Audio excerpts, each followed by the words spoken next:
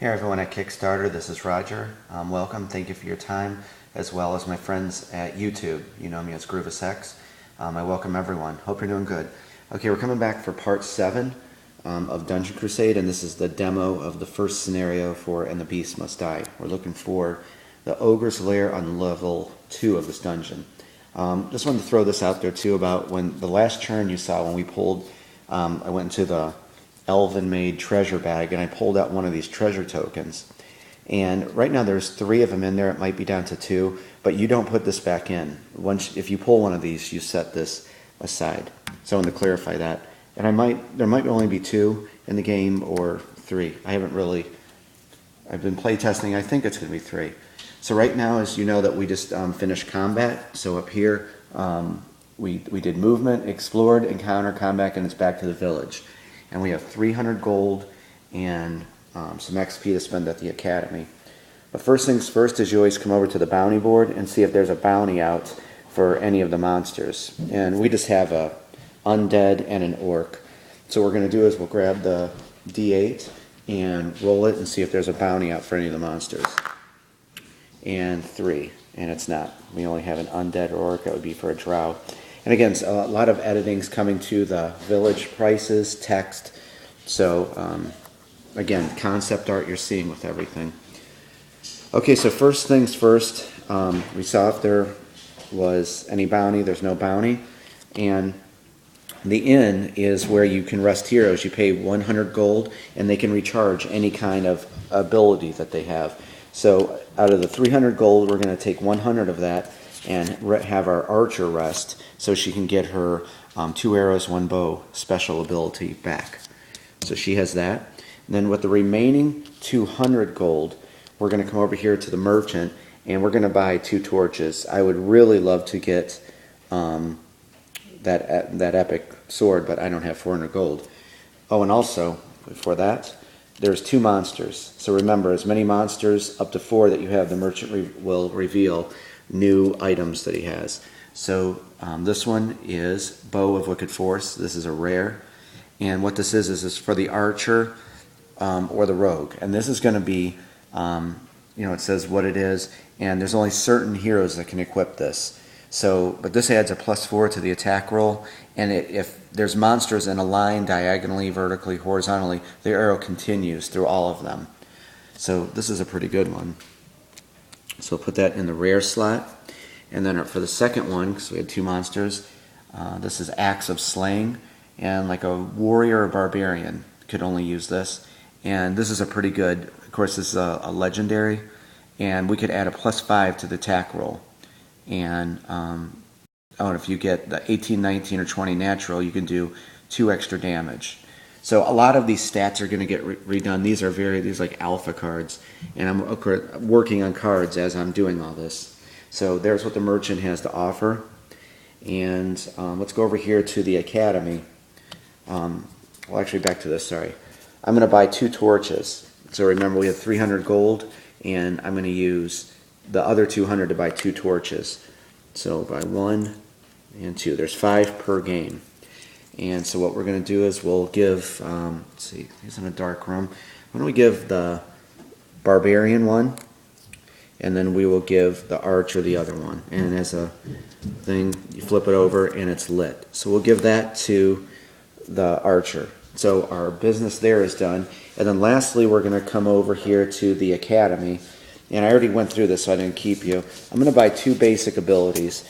And what that is that for 2 XP, we can buy 1 basic ability. So we're going to cash in, though, 4, and we're going to buy 2 basics. So we'll put that in the discard pile. And here is the 2 we're going to get. This is a cleric ability, and this is called Repenting Strike. And this levels with your hero. Oh, as a side note, I did not add this in yet. But to level up a hero, I'm thinking 8 XP or maybe 10. And if you pay that, your hero goes to the next level. So for Repenting Strike, level 1, range 1, you add 3 to the attack roll. Target 2 monsters that are adjacent. This attack hits both monsters. That's a pretty good basic. Start with that. And then over here, I'm going to get another one for the archer. And this is Precision Shot.